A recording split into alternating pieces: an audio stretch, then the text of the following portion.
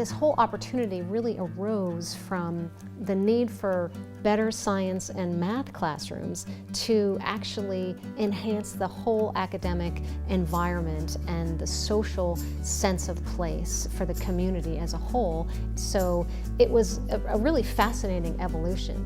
The objectives that we had: state-of-the-art science building, upgrading facilities for all the academic departments, respecting the architectural traditions of the original building built by Peabody and Stearns, and creating a gathering place for the community. I can really see the impact of the building just in my teaching now, where there's more space and the more whiteboards, and I see students working together probably much more creatively. They have more space to work, and they have more space to move around, and they have more space, particularly when we're using the whiteboards, to look at what other students have done. So it's really helped me to, I think, be a much better teacher. My math teacher can be on the board taking the graph of an equation and manipulating it on a program and then draw on the whiteboard, and it's really just more of like a collaborative effort, which I think is really powerful, especially in a STEM setting. We're so used to teaching inside a classroom, and now we have these classrooms that have these glass walls where now the community space is out there, and you talk to us, any of the students, and they say like, oh, it's kind of cool to walk by a classroom and to see on those whiteboards, what they had covered a couple years ago, or for the younger kids to see, what's coming. So one of the results of all of the early research into the programmatic aspects of STEM was the idea of creating a fabrications lab. You're so used to these specific disciplines, and you have these textbooks that support those disciplines. Well, this is kind of out there. It's actually allowing us to be more tactile. It's allowing us to be more spatial. It's allowing us to be more creative. It's absolutely fabulous having the library front and center of the building. If you walk through it at any time of the day, it's the quiet spot where you see students sitting in corners working, and as soon as you walk out of the doors, you hear voices and bustle and hustle, and I think it sends a wonderful message in a school which is so busy and active that you can retreat and find that quietude you need to think about things. To put it right in the center of school, to just have it right at our fingertips makes a big difference. Well, this is beautiful. What a good place to have the library.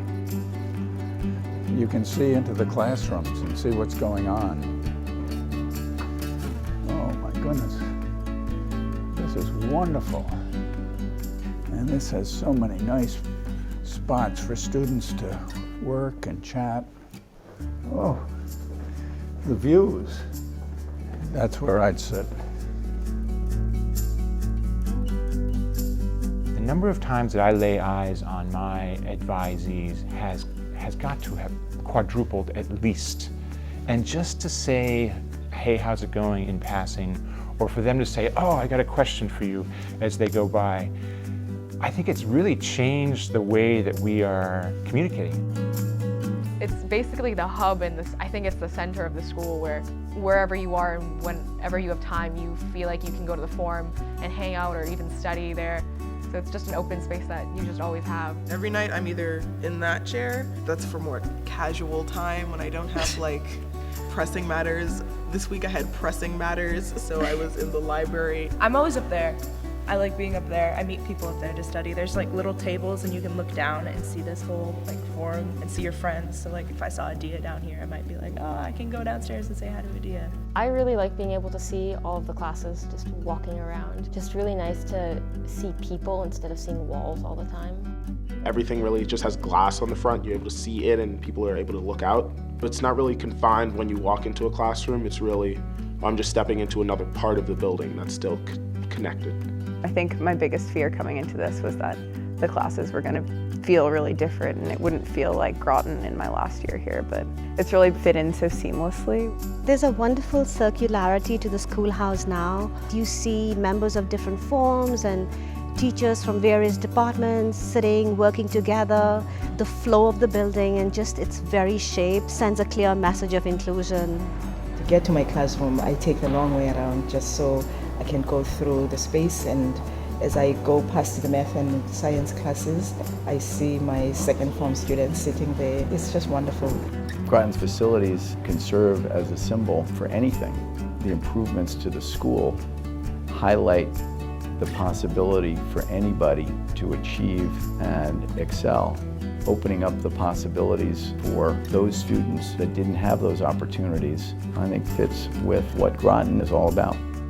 It was transformative not just for our daughter, but for us. Yes. We floated through the years she was there. We loved being there, and so I think the idea that there was a way, a tangible way to sort of give to this thing that was giving so much to us was pretty easy. And I think it was important to us that Groton exists for other students, and so we wanted, if there was any way to facilitate others having the opportunity and experience, we really were very, very happy to support that. So that was No, and privileged and blessed to be able to do it. This particular space enables the kind of interaction that I have not seen before. To use one word, people are singing in this space. You know, there's not just teaching going on here. Groton is singing a beautiful song, and that song is learning together in the best environment possible. Now I'm seeing what inclusion means.